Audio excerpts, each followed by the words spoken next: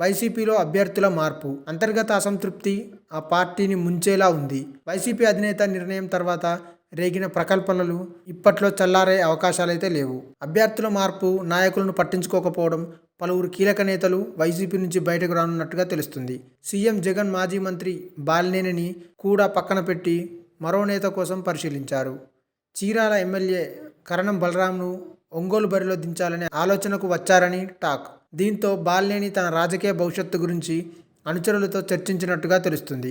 జనసేన పార్టీలో చేరి ఒంగోలు నుంచి టీడీపీ జనసేన ఉమ్మడి అభ్యర్థిగా పోటీ చేయాలనే ఆలోచనలో ఉన్నట్టుగా సమాచారం. అయితే బాలినేనికి ఒంగోలు సీటు దక్కుతుందా? టీడీపీని బలోపేతం చేసిన దామచర్ల జనార్దన్ పరిస్థితి ఏమిటి అనేది ఇప్పుడు కీలకంగా మారింది.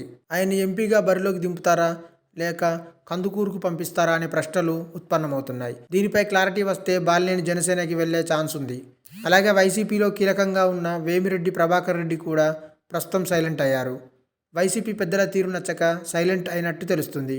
వేమిరెడ్డి ప్రభాకర్ రెడ్డికి గతంలో జగన్ కీలక బాధ్యతలు అప్పగించారు.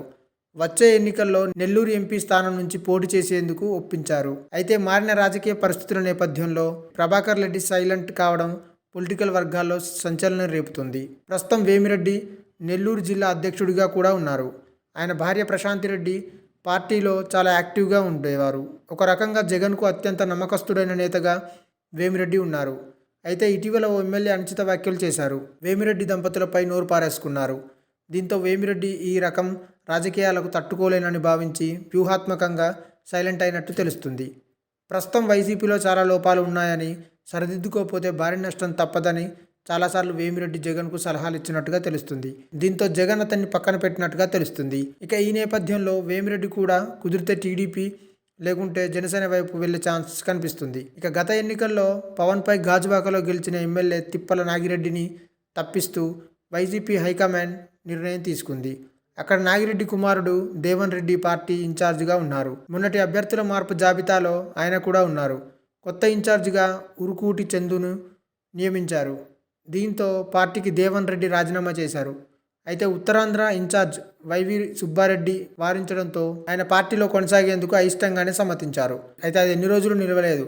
తనకు జరిగిన అవమానాన్ని తట్టుకోలేకపోతున్న దేవన్ రెడ్డి జనసేనలో చేరుతున్నారని ప్రచారం జరుగుతుంది. ఈసారి తిప్పల గెలుపు అంత సునాయాసం కాదని, టీడీపీ జనసేన మధ్య పొత్తు కుదరడంతో వార్ వన్ సైడేనని విశ్లేషకులు అభిప్రాయపడుతున్నారు. దీంతో వైసీపీ హైకమాండ్ సర్వే చేసింది. అభ్యర్థి మార్పు అనివార్యంగా తేలింది. దీంతో చంద్రు నియోజకవర్గ ఇన్ఛార్జిగా నియమిస్తూ ఉత్తర్వులు జారీ చేసింది. వాస్తవానికి వచ్చే ఎన్నికల్లో పోటీ చేయాలని తిప్పల నాగిరెడ్డి కుమారుడు దేవన్ రెడ్డి అన్ని ఏర్పాట్లు చేసుకుంటున్నారు. కానీ ఆయన ఆశలపై నీళ్లు చల్లుతూ అధిష్టానం మార్పు నిర్ణయాన్ని ప్రకటించింది. దీనిని బట్టి దేవన్ రెడ్డి పార్టీ మారాలని ఫిక్స్ అయినట్టుగా తెలుస్తుంది. ఈ వీడియో మీకు నచ్చినట్టయితే లైక్ చేయండి, షేర్ చేయండి, కమెంట్ చేయండి, సబ్స్క్రైబ్ చేయండి.